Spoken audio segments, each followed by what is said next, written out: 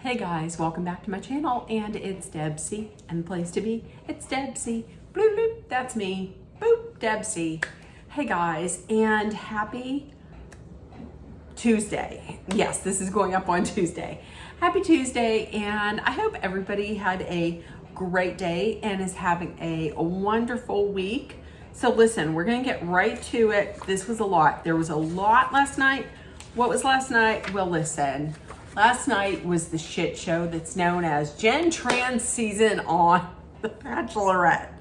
I'm gonna come out point blank with you guys and let you know, it's not my favorite season. So there we go.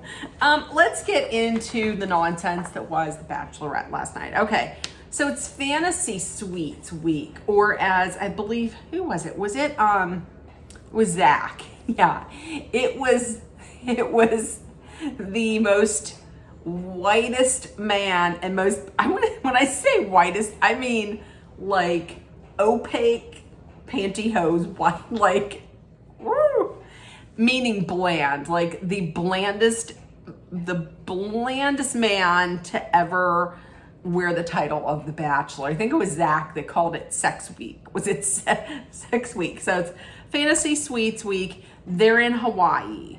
And listen, the preview right off the bat, the preview is like, oh shit, what's going on? Is Pete Davidson taking himself out of the running? What's going on? Because he's like, I want to be the one, and right now I don't feel like I'm the one. I'm not feeling it. I'm like, oh shit, watch out. So, okay, Jen is in Hawaii along with the three guys. We know it's Devin, it's Jonathan, it is Marcus. So she meets with Molly Mesnick, you know, from Jason's season of The Bachelor. So they meet and they're talking about the guys. Now Molly says that during that little challenge at the radio station, that her and Jason paid attention to the guys that were there. And she was like, listen, the guy that was like really into you and giving you his full attention and really just answering the questions like to you and not to impress like everybody else was Jonathan. Well, she said the only problem with Jonathan is that, and this is what Jen said, she said the only problem with Jonathan is that he is like a slow burn. And he's a slow burn, and it's tough to get him to open up, okay? That's a problem with Jonathan. I'm gonna tell you straight up right now, my favorite out of all three of these is Jonathan. Next was Marcus. She had said that for him, it takes him like a long time to fall in love. And she feels like she's putting more into this relationship than he is. But as we find out, she's willing to put up with all kinds of bullshit from that man. Okay, spoiler! So, and Devin. With Devin, she feels like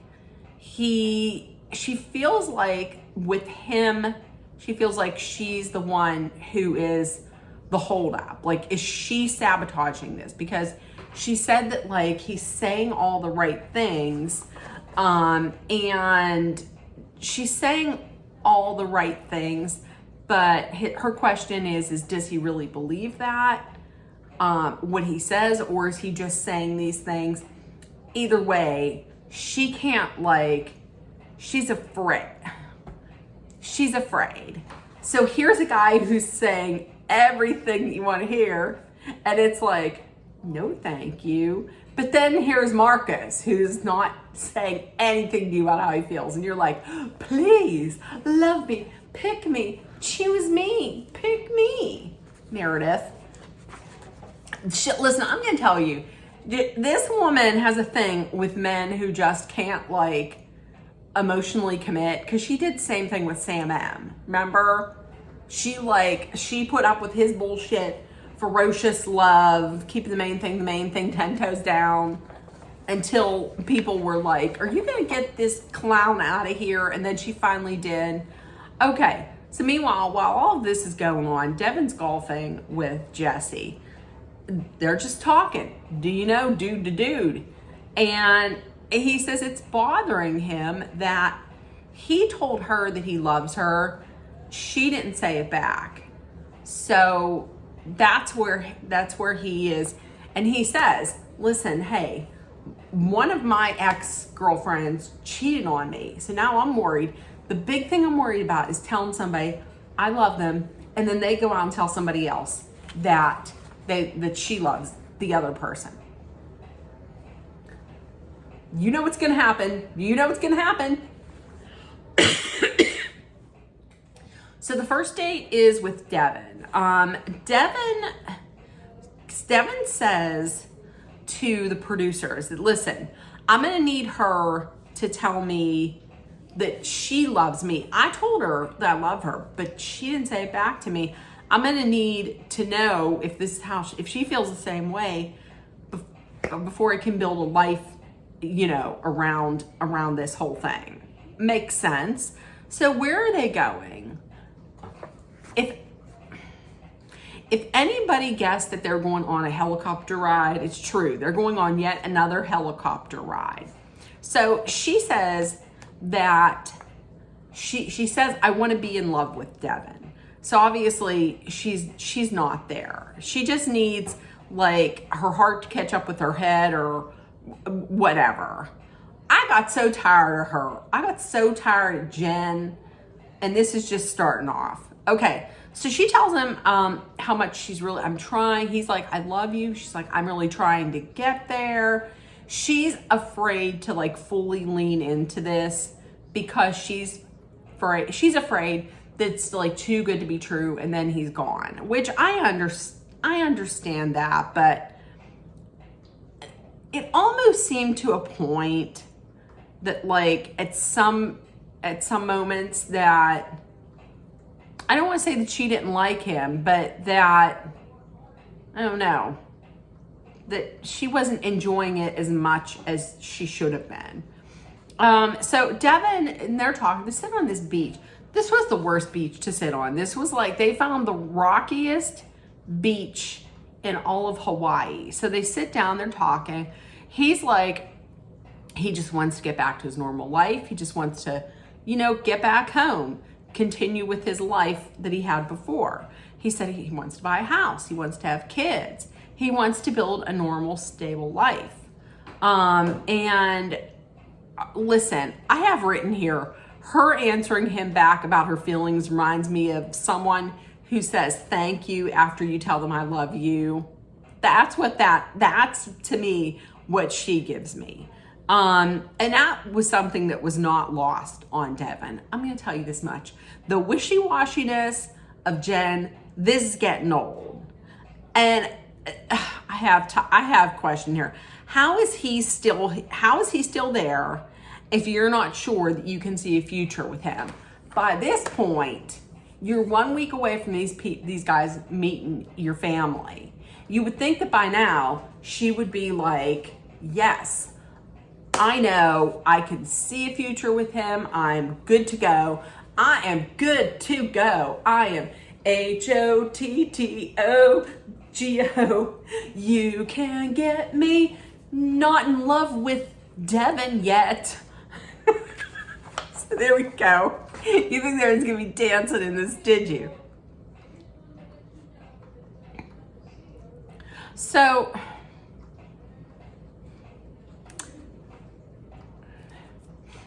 okay, so the night portion of the date, Jen is talking once again about like self-sabotaging. She says, listen, I'm not used to everything being so perfect.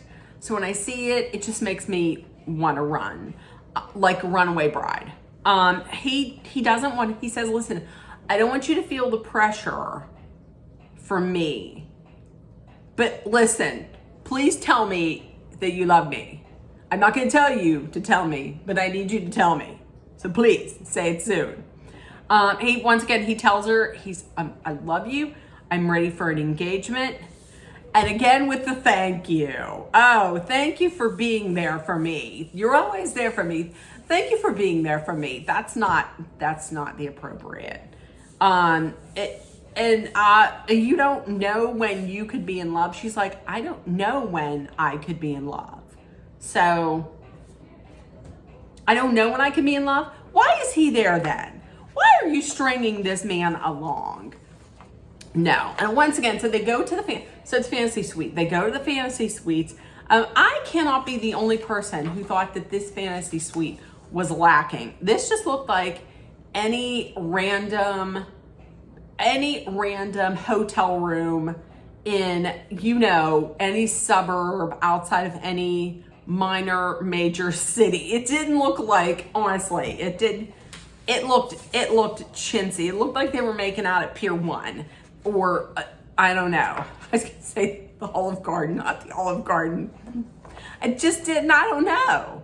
So they wake up the next morning. Here's the thing that gets me. She was like, they woke up the next morning and she's like, everybody calls him Pete Davidson. I don't know who calls him Pete Davidson. I mean, people in the house.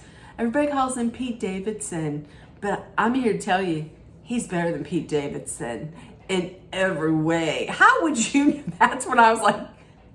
Pete Davidson, if he sees this, has to be like, please don't bring me into this situation. Please. Like, how do you know?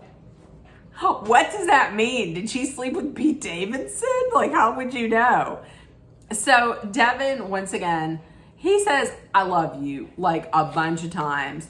She still doesn't say it.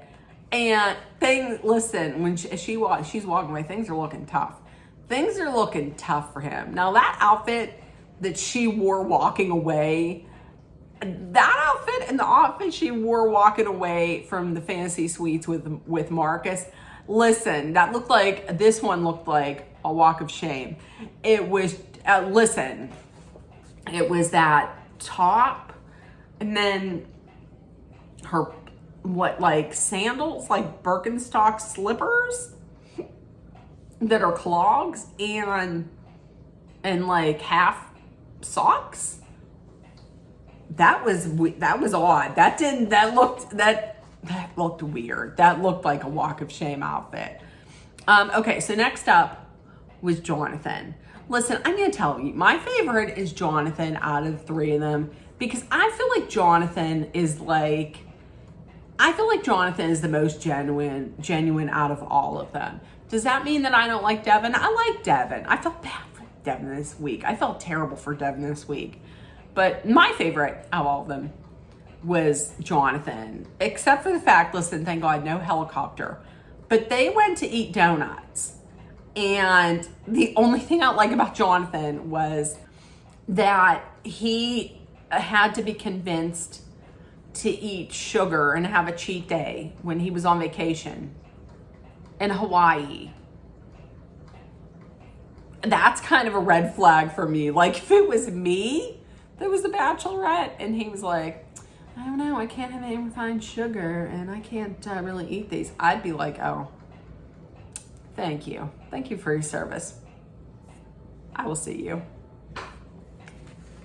I mean, so he gave in. He ate some donuts, he had some shaved ice, they did a little drinking, they went shopping, they had a picnic by a waterfall. Here yet again was another perfectly placed bench by the waterfall. It was complete with like the bench, the side tables, the rug, the table in front. Like, this is something that's typically just there at any random waterfall in Hawaii. So they sat there, they talked a little bit. Jen wants him to open up. She wants him to open up. So she wants him to open up and talk more. So then she continually talks about herself. And to a point where I almost felt like she was not the Bachelorette and she was actually on his season of The Bachelor. There were different parts of this show that made me feel like that. Like this moment and the whole time with Marcus. We'll get to that dumpster fire. Jonathan, like I said, Jonathan to me has a genuine good heart. I think he has a genuinely kind heart. I'm afraid that he's going to get his heart broken. Listen, I think next week, I think Jonathan's going to be gone. And it's going to be down to Devin. It's going to be down to Devin, or it's going to be down to Devin and Sam. Marcus. Ugh. Now this fantasy suite, it's a little bit better, but it's still like, wah, wah, wah. So the next morning, listen, them waking up, I feel like when she woke up with him, I feel like she just felt happier with him. You know what I mean? Like, I don't know. I that's what I felt. But now back at the hotel, Devin's is really in his feelings. He's feeling like he's giving more than what he's getting. He wants to be like the number one guy. He wants to be made whole with this, but it's not. It's making him feel worse. And it's taken him back to where he was, to the relationship that he was in, that she cheated. He told her, I love you, and she told that to somebody else and then cheated on him. And that is shitty. Listen, what do I have written here? I went off on a tangent. So once again, listen, Jess is playing golf. Marcus is there. Marcus is like, hey, this chick, she's far ahead of me. And I'm not to the point where I'm in love. Listen, I'm not there. And it would be wrong for me to get down on one knee if I feel this uncertain. If you feel that uncertain, you shouldn't be there. How about that?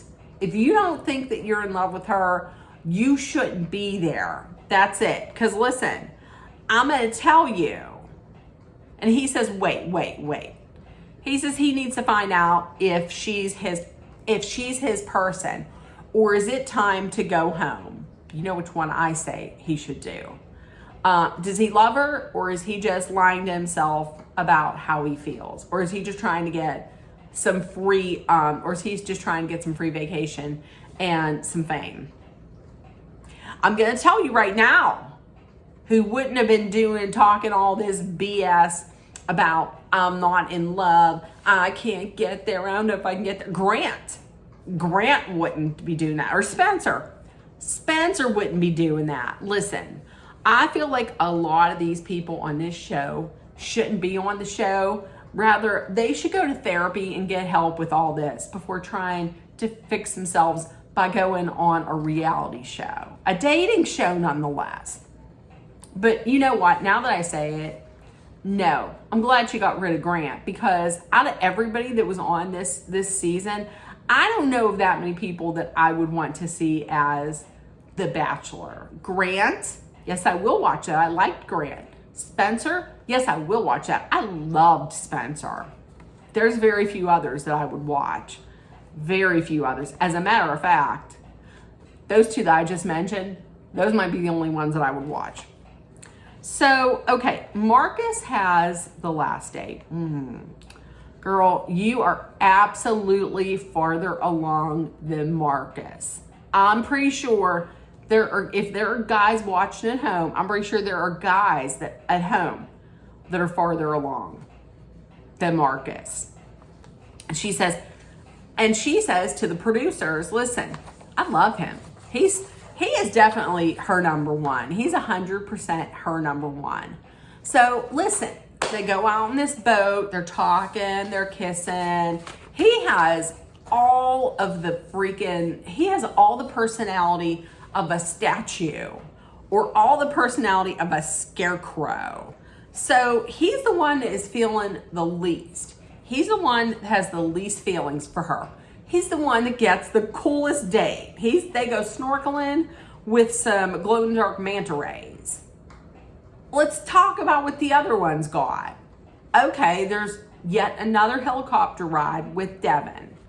And then they dropped him off, drank some champagne quickly by a waterfall, got in a helicopter, went and sat on a pebbly-ass beach. Let's talk about Jonathan. Jonathan went shopping. They walked around the town and they made him eat sugar. They forced him to eat sugar. And then they sat on a bench, and then they swam and made out in the water. Still better than Devin's. And now this one. And I didn't even mention it, but Jonathan didn't even get like a dinner. Jonathan's date night portion, the nighttime portion, they just went in, sat on a love seat, had a charcuterie tray that ain't nobody touched because Jesse ruined that. He didn't even have that. And then here we go. This one. This douche canoe goes and gets the coolest out of all of them. So let's move on to the night portion. Okay. Once again, she can't stop herself. She has to tell him once again she loves him. I'm in love with you. Once again, I put, why? He has the personality of a statue or a scarecrow. He says, listen, I only want to propose once. I only want to do it once because of what happened in my childhood. I get that. He thinks, here's what he says. She was like, I love you. He says he thinks there's potential for them. He started all of this. You're awesome. You're great. You're beautiful. You make me feel so good. I was waiting for the but, because this to me, in my mind, oh shit, he's self-eliminating. This guy is self-eliminating, right? Ooh, I'm waiting for the but. He's not in love with her. So he tells the producers he doesn't tell her. He tells the producers, I'm not in love with her. Tells her, I'm not sure about this. You deserve someone who is sure. And it's hard for me to get to a point where he can say he's in love. Okay? So I'm like, okay. I left the room to go to the, was it to go to the bathroom or was it to get ice cream? She started talking. No, it was to go to the bathroom. It wasn't to get ice cream. I didn't leave to get ice cream. I did leave. I went back into the room fully expecting for him to be gone. And I have written here, if in large capitalization,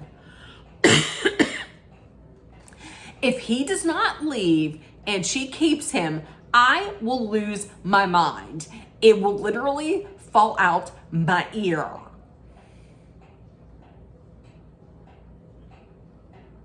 And we all know what happens. She kept him. Of course. He gives all of that. And I didn't rewind it to hear her begging because listen,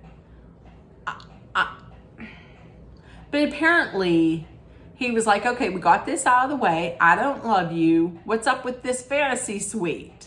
So Marcus, in my mind, Marcus has been feeling this way obviously for a while. So why would you continue on? Why? I do have them noted here. So I walked out the room because I didn't want to see Jen beg him to stay.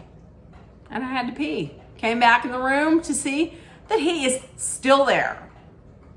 So he didn't, and she comes out and she's like, it's my fault not telling you I love you. So he didn't know that she loved him.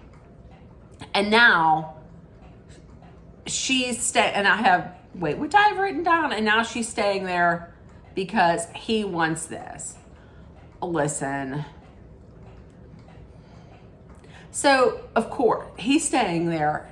He got all that out. So he's like, but maybe I can get clarity in the fantasy suites. And what is he going to find? What is he going to find out now that's all of a sudden going to make him fall in love in a fantasy suites? Get your pencil wicked. Is what that is. I have written here, is Jen putting them on a time schedule to get to a point where he can see them together? I mean, that, if there was a time schedule should have been up by now. It should have been dead up by now. She gives the bare minimum to Devin, who is telling her he loves her and he's always going to be there for her, and would give the world to her. And she gives the bare minimum to him, but gives the world to Marcus. The world. Listen, whenever he was like, I don't love you, this is when you should have known that you should have been like, oh, well, this isn't great. You can go. That's it. You can go. But we know that this woman holds on for dear life to the wrong man because she did it with Sam for how long? Weeks. Ugh. So the morning comes, okay? I don't know when these people are gonna learn to not give these people food. He brings in this nice, tray of food, making it look like he prepared this. I don't know where he would have prepared this inside this tree house, walks in with it. She puts it down. They go, oh, thank you. I wonder if anybody eats that food afterwards, because these people waste a lot of food. I'm getting upset about that. So, listen, and now you're really thinking that he's going to be able to get to a point by next week where he's going to say he's in love and he's going to propose. You thinking that? Yeah, good on that, because none of us think that. So meanwhile, back at the hotel, Devin's spiraling. Listen, they did him dirty by making him the first date. They knew what his issue was. So they put him first. Those producers did him dirty. He meets with Jesse in the hotel bar. Jesse was probably like, shit, all I want to do is play golf. Like, I'm missing my tea time. All I want to do is play golf. But now I gotta listen to this guy. Okay, what do you got? So he's like, hey, I've told her many times I love you. She hasn't said shit to me, but I don't want to pressure her and scare her off. He said I love you to her, and she said I can see a life with you. He's getting tired of this because she's feeling amazing and he's feeling worse. Like, he's losing himself. He can't do this anymore. So he's like, I gotta go and see her. And they also did him dirty with the editing in the beginning, because we thought when he said, I don't feel it, we thought that meant he was like, I don't feel like a love with her. When instead it was, I don't feel it, meaning I don't feel the love from her towards me. So see, what he was hoping and scared of happening, him telling her that he loves her, and then her saying she loves someone to someone else. That happened. I felt terrible for Devin during this episode. She's stringing him along. I think this is bullshit. I think this is garbage. So he goes over to her room, and that's where they end it. Now tonight is going to be the men tell all. Traditionally, the men tell all and the women tell all is stupid. I mean, it's a lot of yelling. It's usually like a lot of yelling, but we're going to find out what happened. Here's what I'm going to say. Happens for the rest of the season. I'm thinking Jonathan is the one that is let go, and it's Devin and Marcus. Now, it looks like maybe, this is what I'm going to say. I'm going to say she comes to her senses, she kicks Marcus out, and she's with Devin. But they're like something that has never happened on The Bachelorette. So it's either that she proposes to him, to Devin, or she ends up alone. To be honest with you, I think she should end up alone. I don't know that she's ready for a relationship. I don't know. That might be the best thing. I don't know that that would be such a terrible thing. I just don't. So listen, in the comments, if you watched, please let me know what you think. Tell me who you think is going to make it to the end. Tell me who you think is going to get cut. Who's going to be the final two? Yeah, who's going to be the final two? And with that being said, if nobody told you yet today, I love you. You're loved, seen, and heard. Please make sure that you put love, kindness, compassion, acceptance, hope, and positivity out there in the world so it comes right back at you. Please take care of one another. Be safe. Always be aware of your surroundings. If it's really hot where you're at, please hydrate. Hydrate often with water. It's going to be in the 90s here in Western Pennsylvania. I hate it. That's why I stay within the great indoors. I have air conditioning. I have water, food, my dog, a toilet, yeah, and no bugs. So, and also, as I always say, if you're someplace where you have adverse weather or just a dangerous situation, please be smart, be mindful. Doesn't matter if you're demure, and be safe. I love you guys, and I will see you tomorrow. Bye, guys.